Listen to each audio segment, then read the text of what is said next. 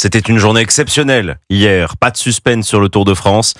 Il a bel et bien été remporté par Tadej Pogačar. Oui, une 112e grande boucle largement dominée par le Slovène. C'est le 4e sacre de sa carrière.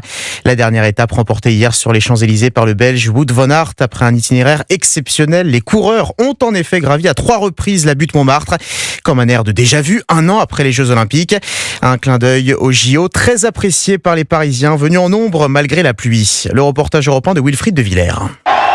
Une foule en liesse que la pluie battante ne fait pas fuir. En plein cœur de Montmartre, des centaines de personnes ovationnent les coureurs dans la montée de la rue Le Pic.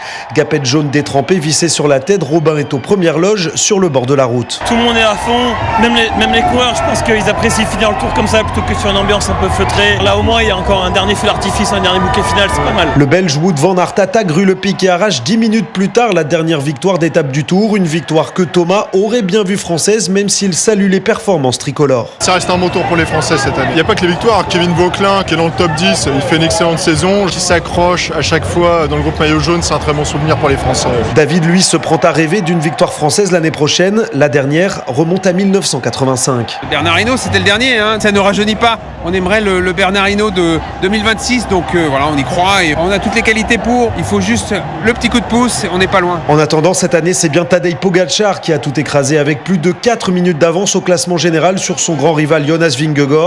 C'est une machine et ça ne fait que commencer, lâche un homme dans le public rassemblé à Montmartre. Wilfried de Villers.